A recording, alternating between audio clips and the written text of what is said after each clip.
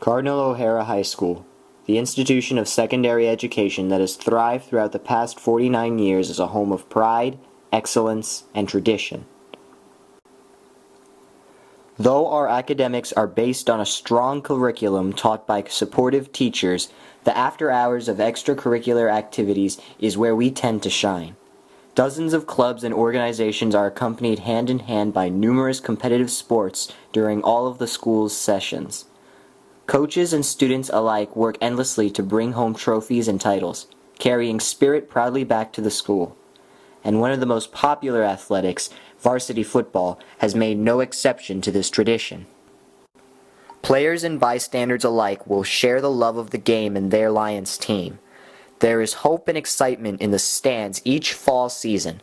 No other year will ever compare to the events that happened on the Lion fields in 1979. Our upperclassmen boys, along with the powerhouse head coach Bob Gwing, brought O'Hara not only their last city championship, but a shutout season that never let the opposing team on the scoreboard, a feat impressingly enough that has only been conquered twice. It was a time of glory for our school that still impacts all who walk through these hallways. We are privileged enough to have remaining staff members who were first-hand eyewitnesses to the atmosphere of the school at that time. I remember the excitement around the school. I don't remember all the names and everything, but it was one of the last great football teams we had. We've had other championships, but that year I think was one of the last times we played for the city title. And the city title was a championship between the Philadelphia public school system and our system. And of course, there was no contest. O'Hara won handily. And the school was pretty exciting, especially since they knew that this was possibly the last year that they would have an inter-academic contest like that. So we were all thrilled, and of course there were more of us at the time, but spirit has changed over the years, and perhaps because of the result of lower student enrollment, but excitement is excitement, and we were really happy to be part of that.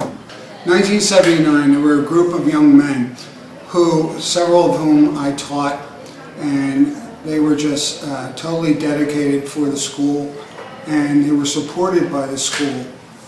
We went to a lot of victories, and Coach Ewing was a great coach at that particular time.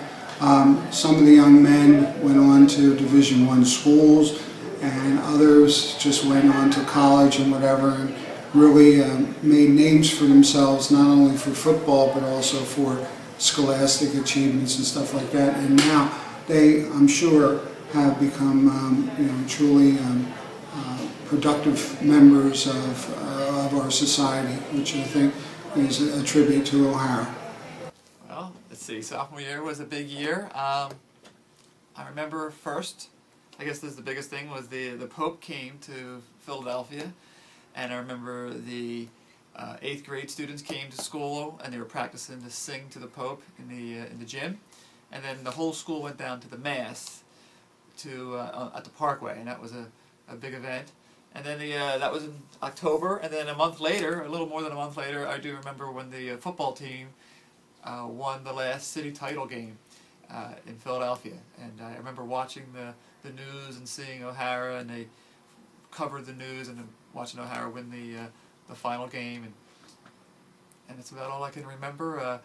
Do you remember how you felt as a student watching that on TV? Did you have like a sense of pride for your school? Yeah, I had a sense of pride, and my family, we all sat around, we watched it, and we all were very kind of happy and prideful because our team had won, and I come from a big, 6 kids, and we all went to O'Hara, so it was a big event for us to celebrate them winning that championship.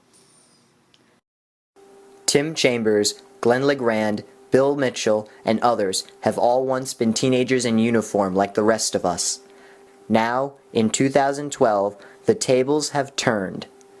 It's up to our current players to take heart from their school's past and live up to the expectations that O'Hara students live by today. When you're on your O'Hara football team, part of a family, and everyone's here for you. Take that with the rest of your life. Pride, excellence, tradition, great squad. Yeah, like I mean, I consider kids on my team like just as brothers.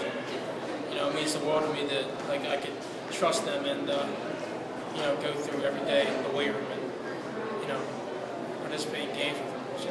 It's the best feeling in the world. Being a part of Howard football for me has built a lot of character, like discipline, going, showing up for practices, going to the weight room. It just made me like a better person all around. On and off the field. You really got to focus. You got to buckle down with things. Like you just can't be doing dumb stuff. You got to really be focused on football and life. And especially with the coaches, it helped a lot. The coaches were great. So I mean, that's what it's done for me personally. We all believe in the ability of our current team and picture a repeat of history in the near future. Well, the 79 team was a championship team. I know defensively they were very good. They shut the entire league out during league play, which will probably never happen again. That's a pretty remarkable accomplishment. The ironic thing was in the opening playoff game, they beat Roman, but Roman scored the opening kickoff. So all the entire season they only allowed a point in the very first playoff game on the opening kickoff. A guy by the name of John Cason returned the kickoff 99 yards to score against O'Hara. Now O'Hara ended up winning the game and they won the championship. But yeah, the tradition here is rich. We've been in the playoffs for I guess 20 straight years. There's 6 championships, the 73 team, the 79 team, the 80 team, 85, 2000, and 2004. I think our future looks bright. We started 9 sophomores this past year. I think the next 2 years will be pretty strong. One of the things we're really proud of, we had 13 kids named All Academic to the PA Football News, which was the most by any high school in the state of Pennsylvania. And we have a lot of work ahead of us, but I think we'll be pretty good in the next 2 years. Hopefully as good as the 79 and 80 teams, because they're probably the 2 greatest teams in school history. The future of Cardinal O'Hara's varsity team seems bright. As usual, we don't know what tomorrow will bring, whether next year will be full of victories or losses, but one thing is certain. The memory of the varsity football team of 79 is one that will never die. It will live on in the hearts of our teachers, the minds of our students, and the display cases of our hallways, inspiring the students of today to strive for greatness tomorrow.